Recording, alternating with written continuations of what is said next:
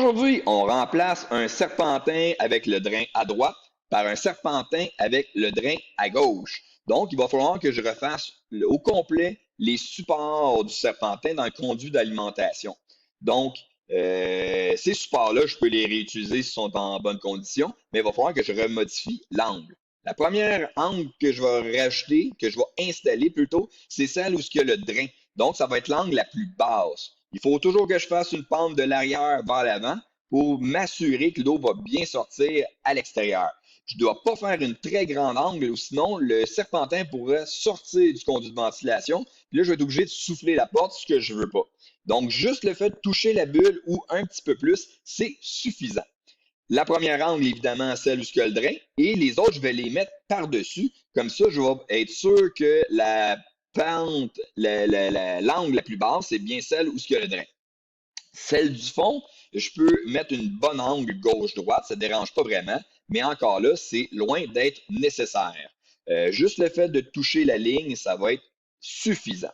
Et la dernière angle à installer, c'est évidemment celle à l'opposé du drain, toujours avec les mêmes règles de pente vers l'avant pour s'assurer que l'eau aille vers l'avant et après ça coule vers le serpentin, vers l'extérieur.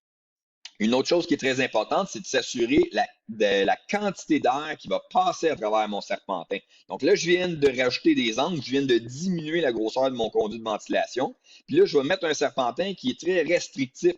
Si on regarde là, ici, j'ai deux pannes à cause que c'est un serpentin en N. Donc là, j'ai pas beaucoup d'air qui passe à travers ça.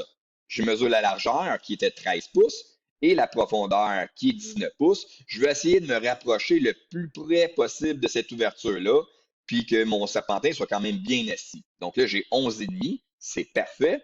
Et en profondeur, j'ai 18 et 3 quarts. Encore là, c'est parfait. Mon serpentin va bien s'asseoir tout le tour de ces angles-là. Parfois, mon conduit de ventilation va être plus gros, donc j'aurais peut-être des angles à rajouter tout le tour pour que mon serpentin soit bien assis, s'assurer que la tôle soit de bonne qualité, pas molle, ou sinon ça va bouger. Et parfois, le serpentin, justement, il va être plus gros il va être trop gros. Donc, les angles que j'ai installés chaque côté, il va falloir que je les taille avec mon serpentin pour encore là s'assurer qu'il y ait un maximum d'air qui passe à travers. Là, ici, on regarde de côté, on voit très bien là, ici que tout ça, ça déborde du conduit de ventilation. Donc, si j'ai pas de place, ben, j'aurai pas le choix, il va falloir que je gonfle la porte. Ça peut être occasionné aussi par une trop grande angle de l'arrière vers l'avant, puis le haut du serpentin là, vient sortir. Dans mon cas, j'ai un peu de lousse, donc je vais juste le pousser pour justement le permettre au bulbe de rentrer à l'intérieur du serpentin. Mais qu'est-ce que ça fait, ça? C'est que ça fait que j'ai une ouverture à l'avant.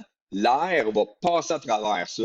L'air, elle va choisir toujours le chemin le plus facile. Donc, il n'y a aucune restriction à l'avant, il n'y a rien. Donc, tout le maximum d'air va passer là. Il va en avoir beaucoup moins qui va passer à travers mon serpentin. Donc, je vais blinker ça avec une angle. Même chose que j'ai mis tout le tour. Une autre chose qui est importante, c'est de s'assurer que mon serpentin ne bouge pas gauche à droite quand je vais faire l'installation de la porte ou il y a quelqu'un qui pourrait accrocher le serpentin puis il pourrait se désaxer, occasionnant un trou justement, puis l'air va passer à travers. Donc, juste avec deux petits L, ben, je viens m'assurer là, que le serpentin va être bien solide en place puis qu'il ne bougera pas là, de là pendant que je vais faire ma porte, pendant que je vais faire le reste de mes travaux, mes soudures, mes branchements. Là, il me reste la porte à faire.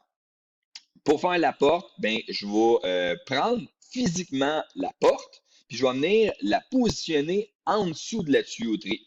Je vais centrer ma porte effectivement où ce que je veux la mettre sur le conduit de ventilation. Puis après ça, je vais me faire des petits traits pour être sûr là, de bien enligner la tuyauterie. La manière la plus rapide et simple de faire un conduit de ventilation, une porte de serpentin plutôt, c'est de faire des petits points, puis de m'aligner avec la tuyauterie et juste faire des trous ronds sur ma porte. Comme ça, je vais glisser ma porte sur mes tuyaux, puis je vais comme ça éviter beaucoup de fuites d'air possibles. Mais moi, c'est pas ça que je veux. J'ai une vanne d'expansion thermostatique avec un bulbe, c'est sûr que dans la vie de l'unité, elle va avoir à être remplacée. Donc, il va falloir que je me fasse une porte pour que je sois capable de faire justement le remplacement facilement. Dans ce cas-là, j'avais déjà une petite feuille là, qui m'aidait à faire la job. Ça l'enligne parfaitement les trous pour les tuyaux, mais ça se fait facilement ça avec une autre feuille de tôle qu'on aurait là, pendant l'installation. Donc, il faut que je me fasse une porte accessible, démontable facilement pour la réparation future, parce que enlever toute la porte, squeezer la tuyauterie, on va briser l'Armaflex, on va rallonger le temps de remplacement, puis on pourrait endommager les choses des fois en ne défaisant pas adéquatement toute l'installation. Donc, j'ai fait une ouverture assez grande, justement, pour que je sois capable de rentrer mes mains à l'intérieur, assez grande pour que je puisse être capable de défaire le bulbe. Donc, j'ai tout accès à cette pièce-là facilement. J'ai fait une porte aussi pour le drain. Pourquoi? Parce que si dans l'éventualité où j'ai à défaire davantage, nettoyer, s'assurer que la panne soit propre, ben le drain, il est toujours collé. Donc, je ne serai pas capable d'enlever la porte. Je vais être pogné avec le drain aussi. C'est pas bien plus long de faire une deuxième petite porte. Je suis déjà là, je suis déjà en train de le faire.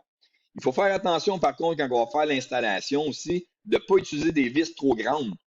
Il y a un petit peu de laine, mais c'est pas très épais, puis on arrive rapidement au serpentin. Donc, avec une vis trop grande, je pourrais aller percer la tuyauterie, puis là, ben, je vais être un petit peu dans le trou. Il va falloir que je fasse une soudure ou carrément remplacer le serpentin. Je vais fermer les ouvertures soit avec de la plastine, du tape, comme ici, j'ai utilisé juste du tape et j'avais des petits gaskets en caoutchouc pour sceller les trous. Donc, ceci était l'installation, le remplacement d'un vieux serpentin par un nouveau. Et j'espère que vous avez apprécié.